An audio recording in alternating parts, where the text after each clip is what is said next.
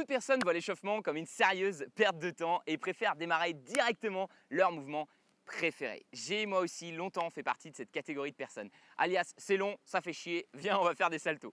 Bon, et puis deux choses m'ont vraiment calmé. Un, je me suis fait plusieurs fois mal et surtout j'ai vu des mecs se retrouver pendant 8 mois la jambe dans le plâtre, donc forcément ça calme.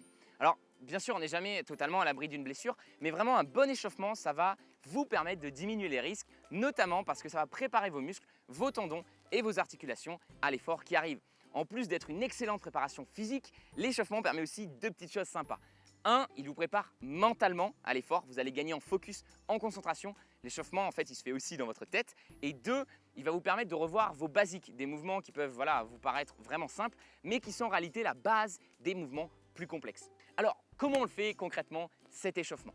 Contrairement à ce qu'on pense, l'échauffement, ça n'a pas besoin d'être long. 5 minutes, c'est déjà très bien quand vous commencez. Et ça n'a pas besoin d'être chiant. On peut faire vraiment plein de choses, on peut varier. Et c'est d'ailleurs important de varier comme l'entraînement principal.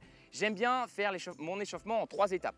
1, je fais un échauffement général. L'idée ici, c'est de faire bouger le maximum de muscles à la fois en y allant progressivement. Vous pouvez faire tout simplement de la course à pied. Si vous n'avez pas de place, vous pouvez faire des jumping jacks, des montées de genoux, des talons-fesses, des pas chassés. Vous pouvez aussi travailler votre détente avec par exemple des sauts en hauteur ou alors des sauts en longueur, etc. C'est vraiment classique, je pense que vous connaissez ça, on faisait ça déjà en EPS, mais ça fonctionne. Si ça vous ennuie un peu, un truc un peu plus fun à faire, je fais notamment quand je suis dans un gymnase, c'est de faire un footing avec des parcours d'obstacles, des sauts, des grimpés, des balancés, etc. Dans tous les cas, n'oubliez pas de démarrer vraiment tranquille et d'augmenter progressivement la difficulté. Les gymnastes sont un très bon exemple dans ce domaine. Pour l'échauffement, en fait, ils prennent une longueur de tapis et ils font des allers-retours de plus en plus durs. Donc, ils commencent vraiment par des simples petits rebonds, par exemple gainés, et ils terminent souvent par des figures assez complexes comme des rondades salto.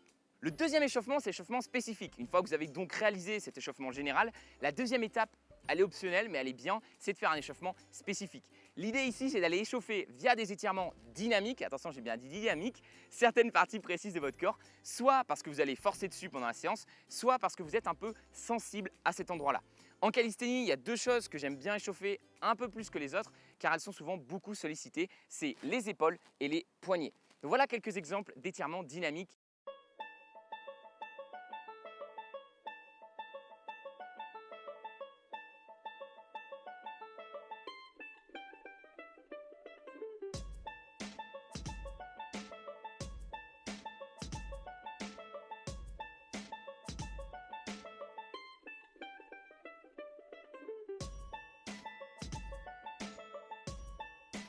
Un autre truc sympa que j'aime bien faire pendant mes échauffements, notamment parce que ça permet de le faire à la fois du spécifique, donc je fais chauffer mes poignets, et du général, je fais chauffer mon corps, c'est les mouvements animaux.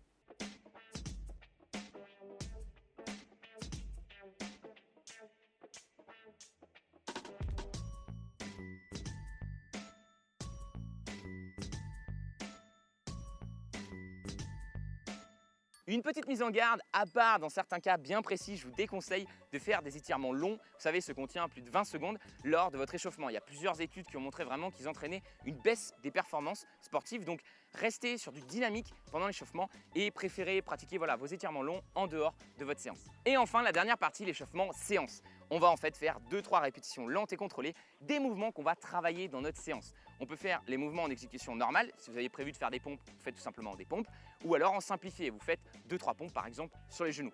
Dans tous les cas, on fait peu de répétitions, on ne s'épuise pas. Ici, l'idée, c'est pas de s'épuiser, c'est surtout de revoir mentalement ce qu'on s'apprête finalement à faire dans la séance. C'est pas mal pour le mental. Ok, voilà pour les 3 étapes. Je récapitule donc 1, l'échauffement général avec des mouvements qui sollicitent tout votre corps. 2, l'échauffement spécifique avec des étirements dynamiques sur certaines parties de votre corps. Et enfin 3, l'échauffement séance pour faire en simplifié ce qu'on s'apprête à faire dans la séance. Vous n'avez donc plus d'excuses pour ne pas faire au moins 5 minutes d'échauffement avant chacune de vos séances. J'espère que cette vidéo vous a plu. Si oui, pensez-y à mettre un petit pouce bleu. Au plaisir de faire un bon échauffement avec vous. C'était Roman, restez en mouvement.